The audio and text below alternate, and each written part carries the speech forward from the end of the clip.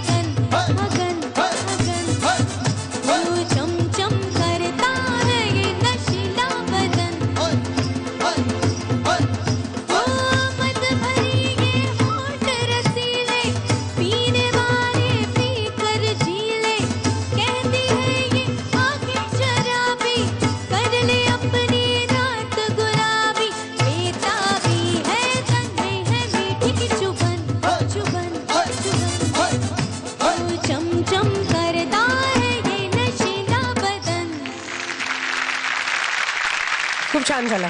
Thank you Apurva, खूप छान गालीस तू. Thank you.